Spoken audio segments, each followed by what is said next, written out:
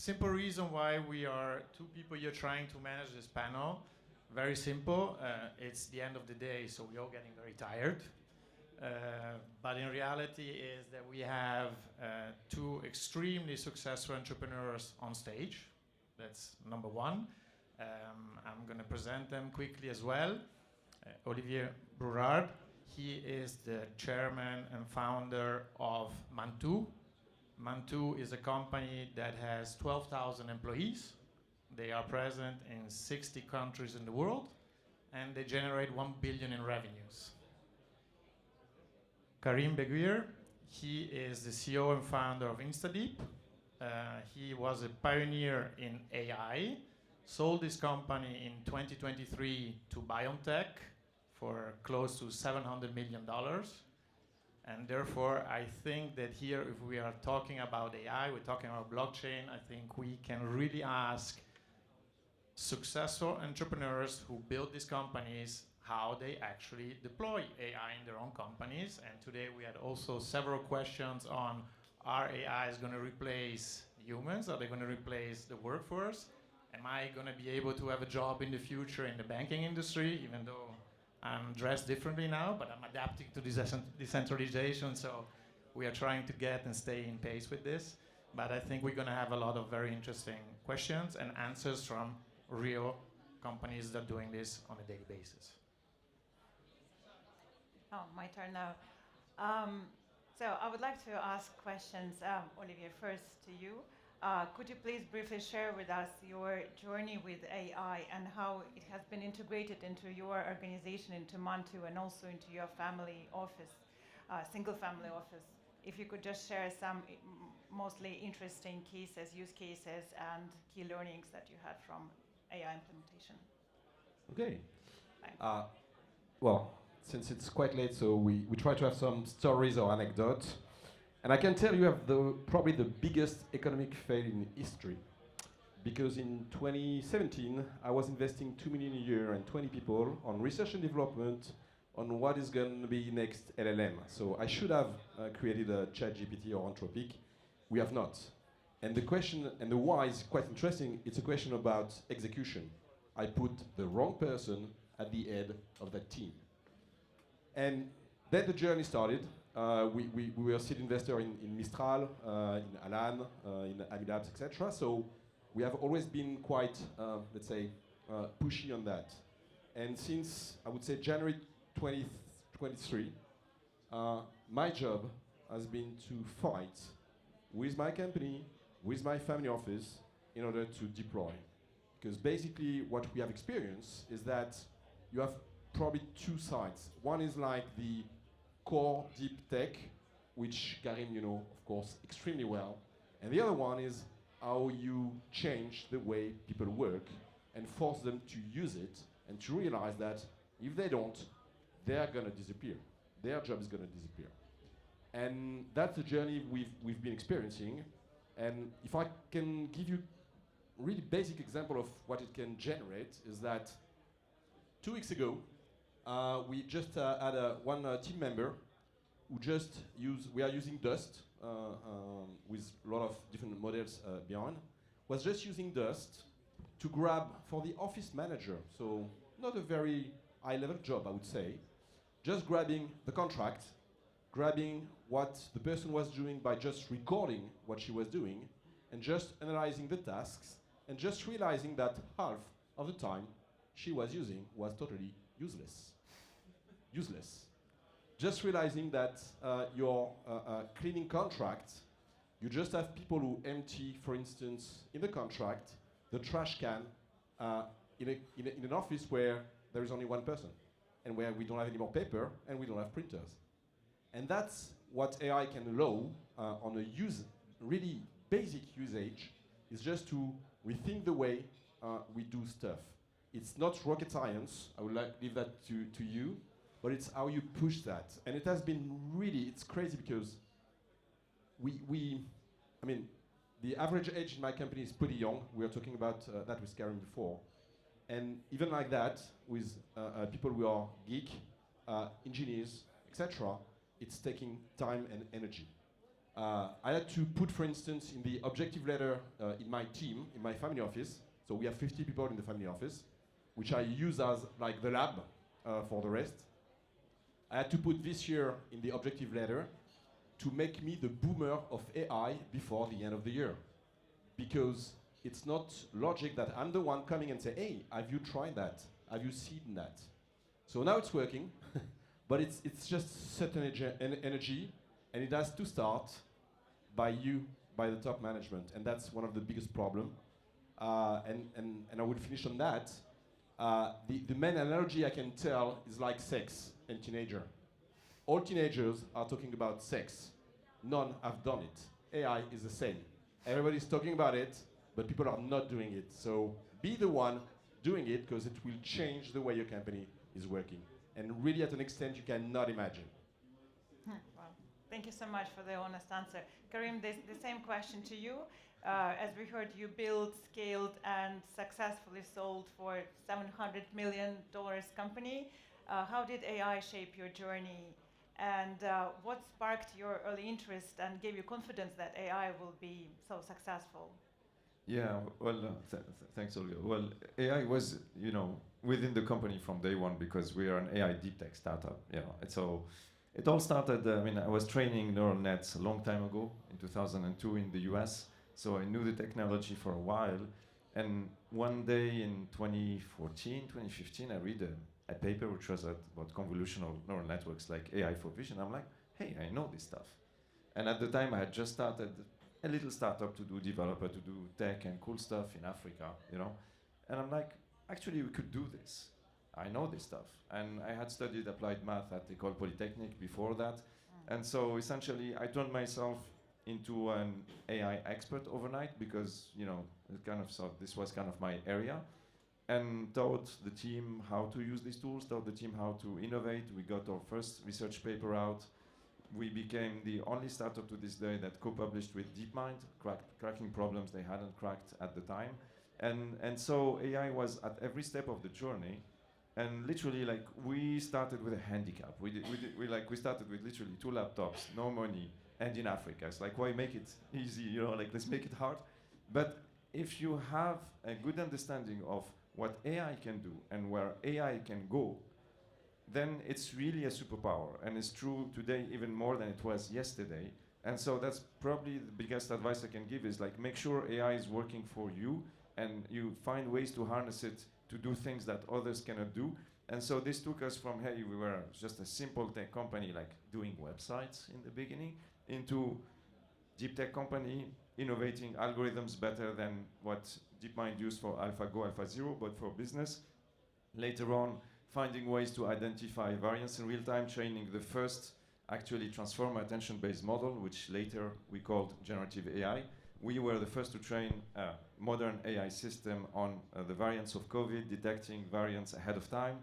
This one among the things that got BioNTech interested in us and deepening the relationship, ultimately leading to acquisition. So what's the common point in this unlikely journey is curiosity and really trying to understand the world. I really liked Trant's presentation earlier, and say I'd agree with 99% of what he said, because this sounds crazy, right? If you're watching this and you're like, what the hell is this guy talking about? But this is actually exactly what's going to happen. And what will happen in the next 3, 4, 5 years, let's say from now until 2030, is probably the most important thing that will ever happen to humanity as a civilization. So see it as an opportunity, but it's definitely coming. That was supposed to be our last question of the panel. Oh, we have a lot more to talk about. Thank you. Yes, well, that's very interesting because we prepared some questions, but things are going very fast, but that's of course we're dealing with AI, so that's maybe you guys already have a microchip somewhere, but I'm sure you cannot share all secrets of your company, but maybe could you give an additional example on if you would take a single the most important future in utilizing AI within your company today, what would you say that this, from a strategic point of view, gives you a competitive advantage compared to other consulting companies?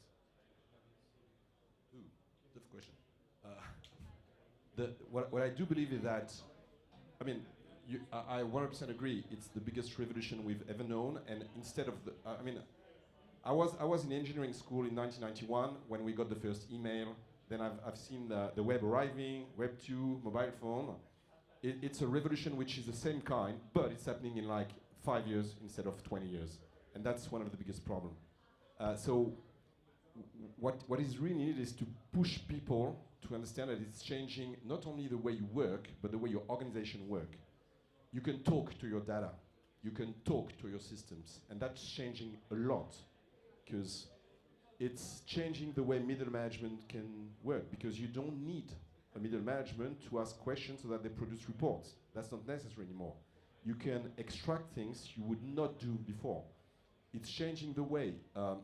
When you think about my assistant, yesterday we were doing an event in Paris with people graduated from the same school. In less than 1 hour, she used Cloud Code to code an application, to host the event, to welcome the people, to show them the map, to allow them to co-op people, to generate a QR code for the entrance, etc., etc. She's an assistant. She has no idea about tech.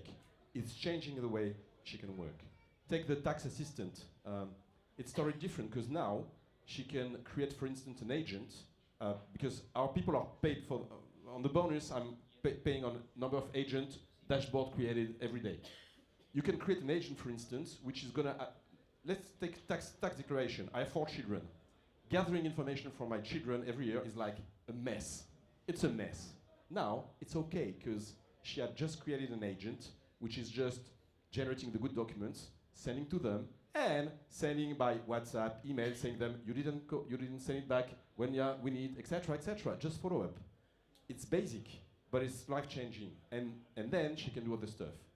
But it's like, for instance, we have like agents where all the models are competing all together so that they can challenge themselves.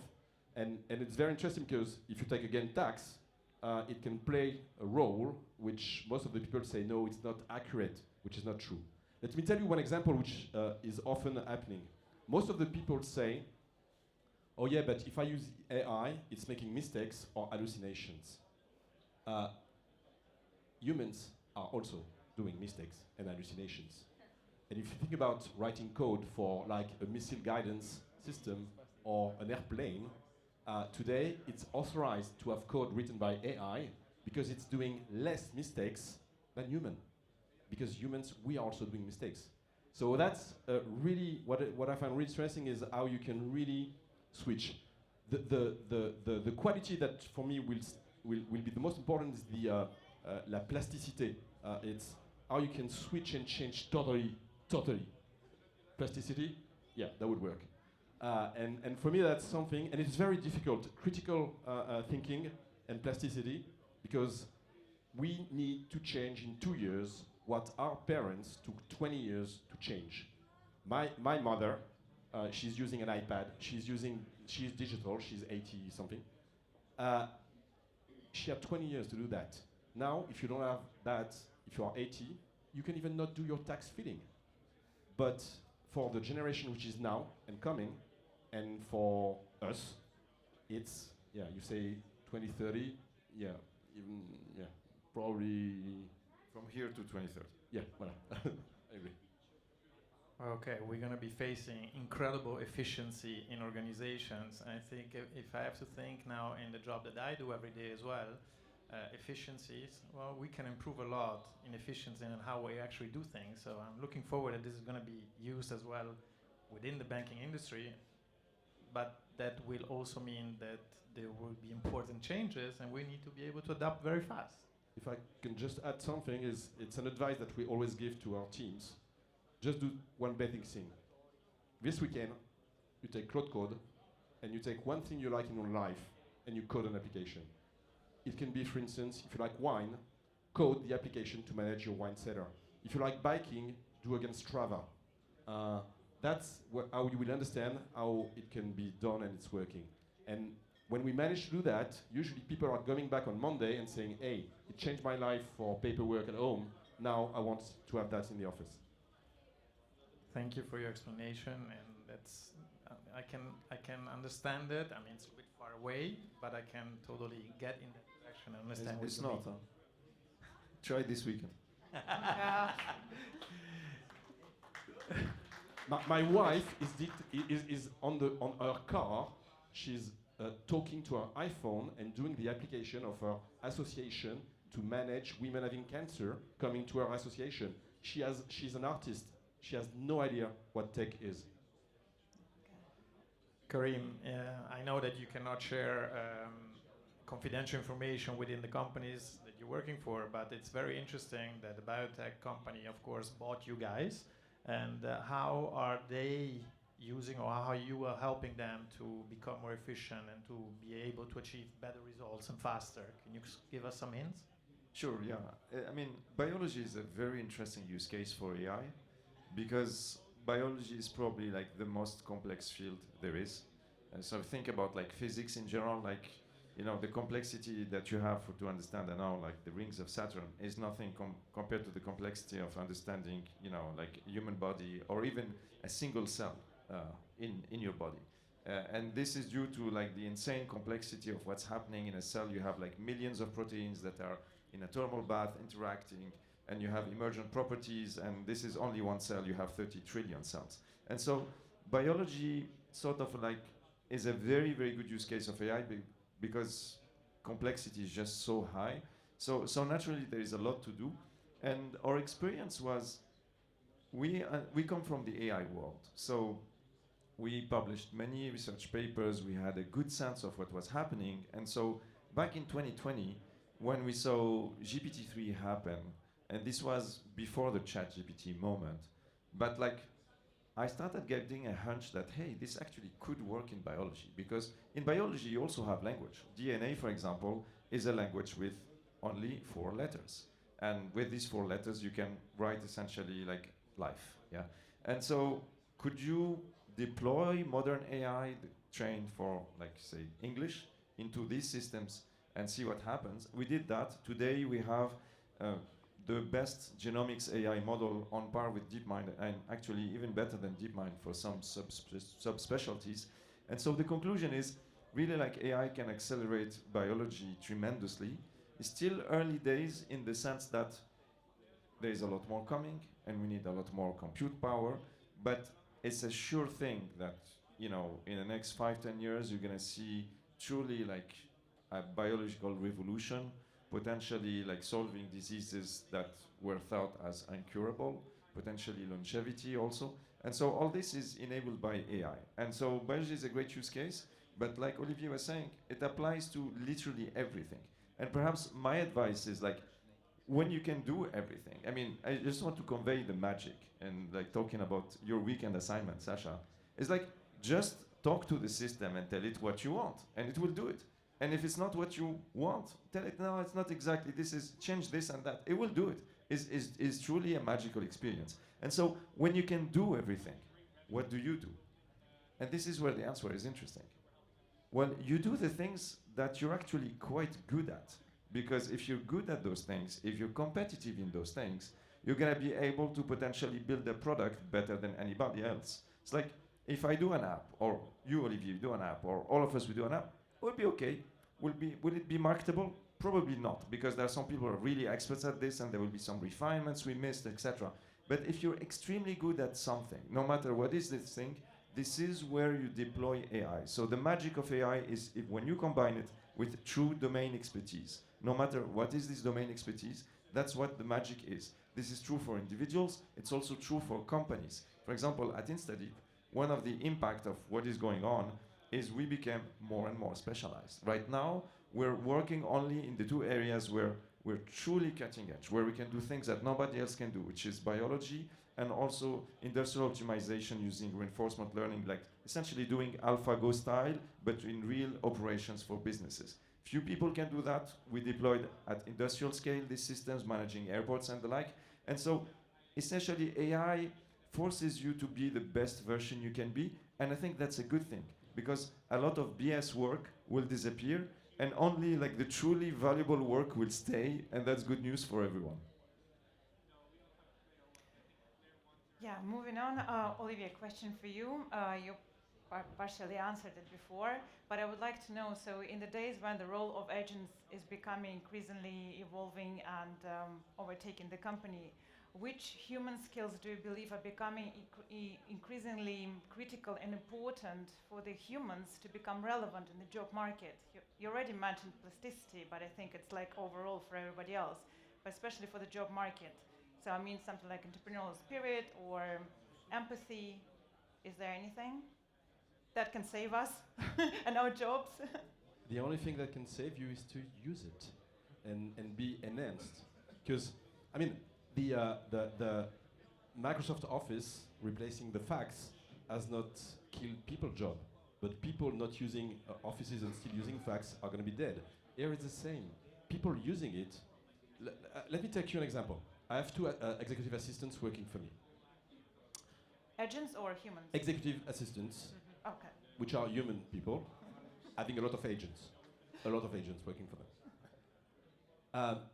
You can imagine that with AI, roughly speaking, she saved, the first one, she saved 50% of her time, roughly speaking, maybe 60. So I don't need just need only one. But the difference is now she's doing stuff that is creating value she was not doing before, because she's using Cloud Code, Cowork, Manage Agent, Dust every day. So she's able to do much more, which means that we have not fired the other assistant. She's still there, and the difference is that they are doing much more than before, creating more experience, more value. And that's where it lies.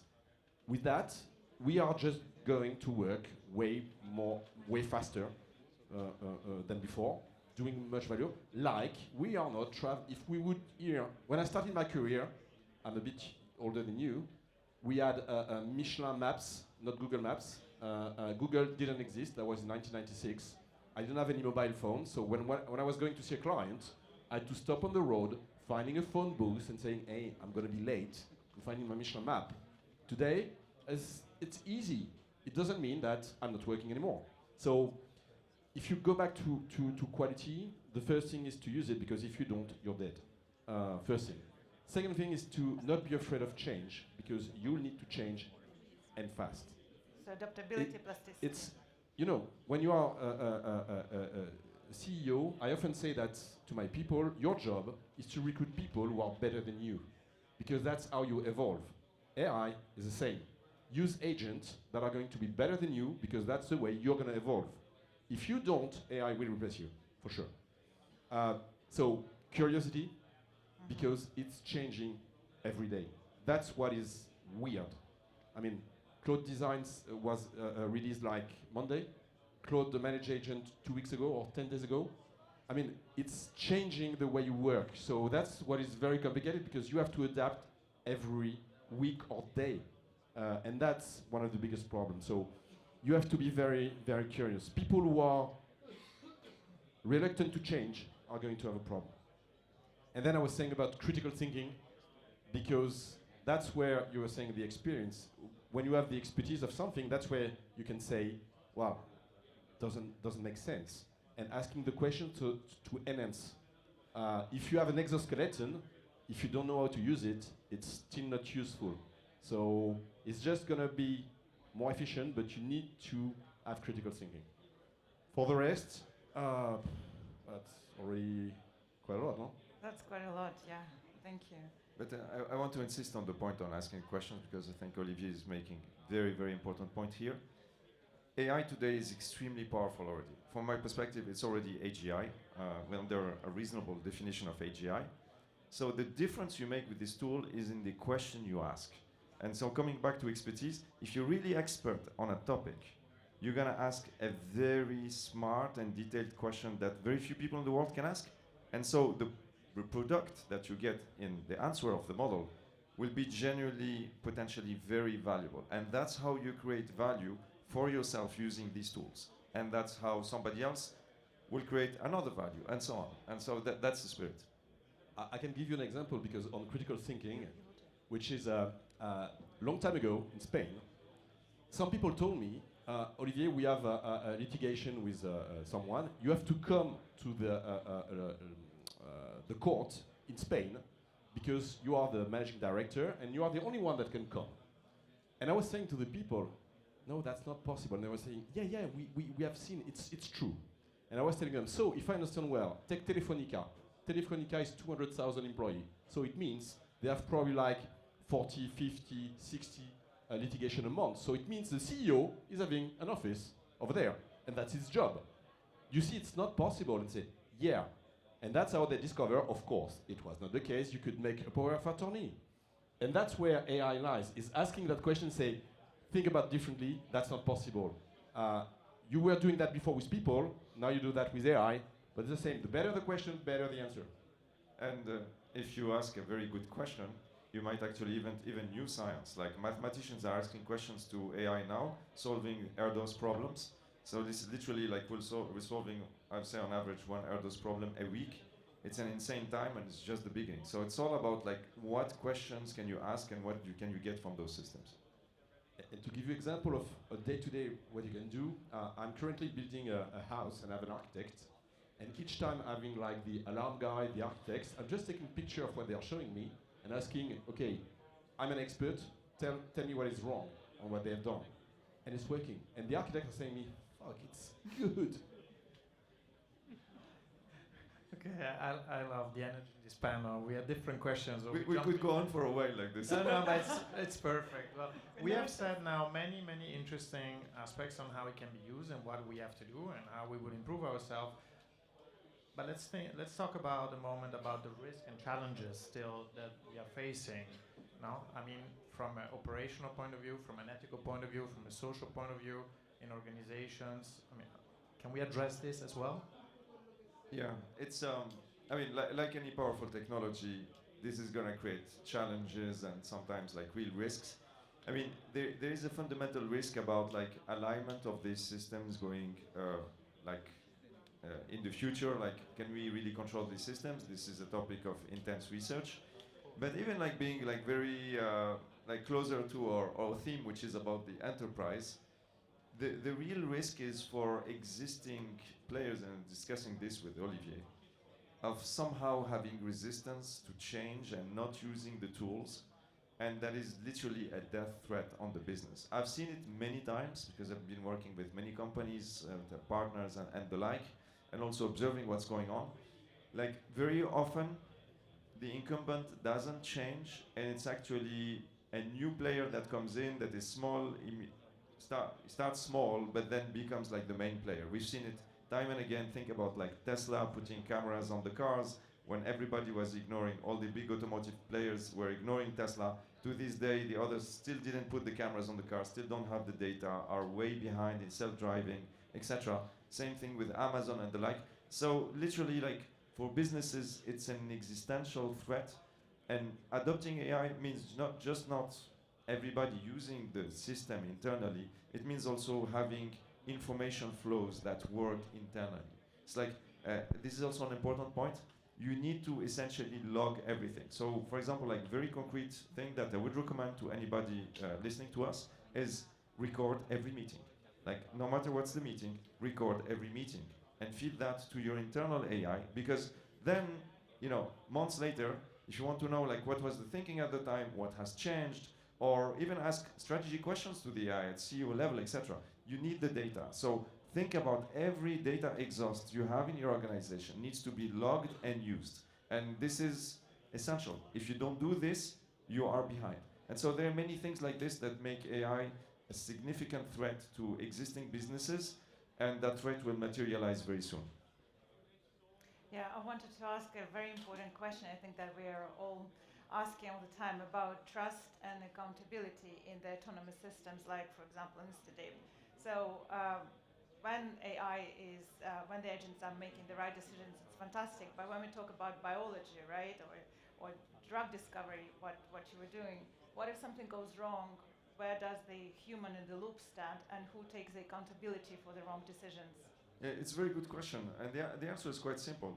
Do not change the quality process. For example, like clinical trials have very stringent systems that have protected, you know, patients from like bad drugs in the past, etc.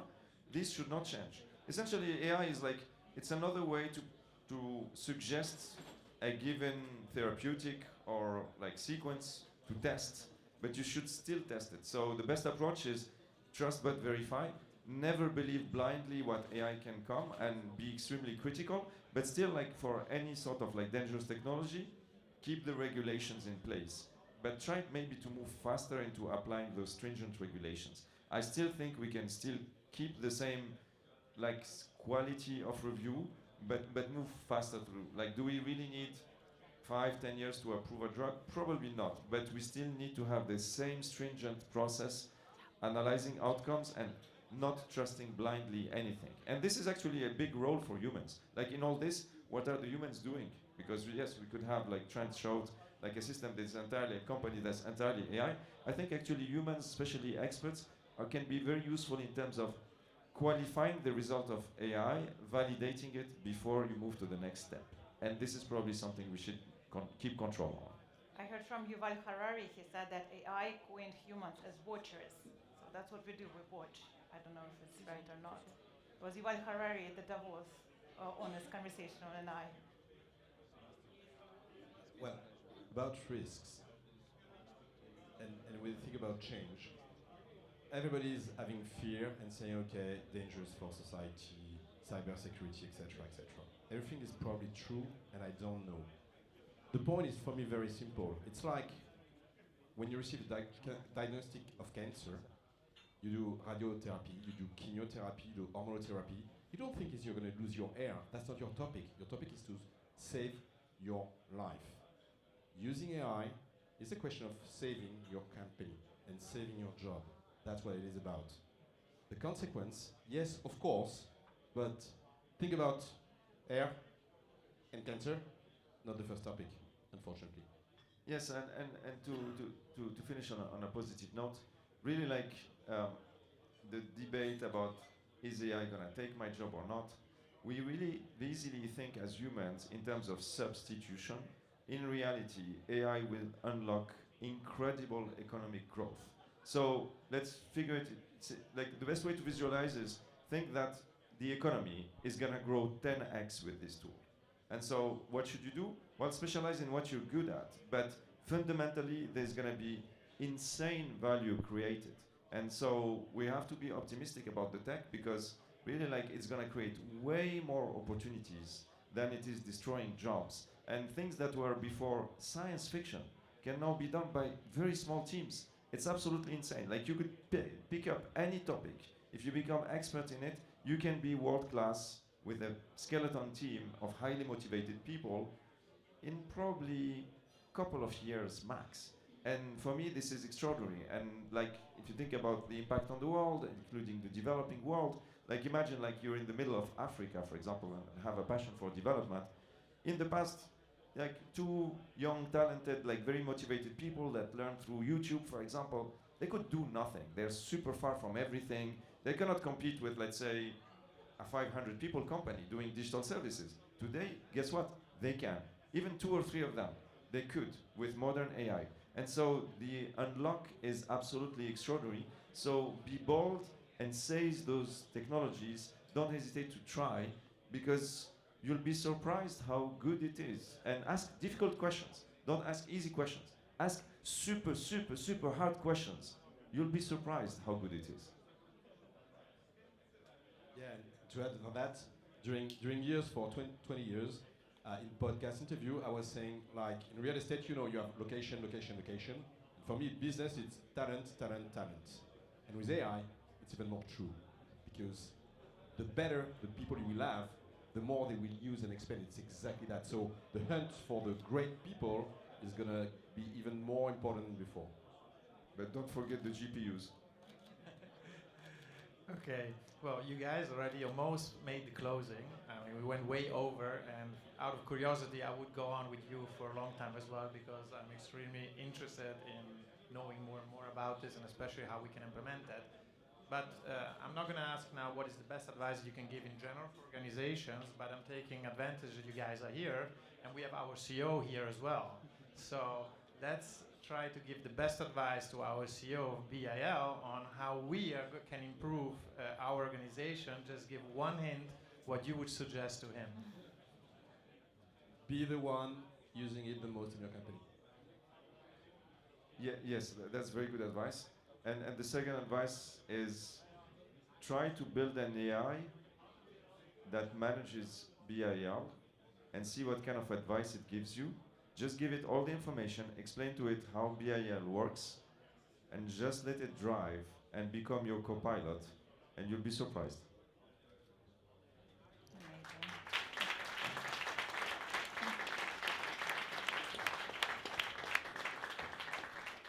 Thank you.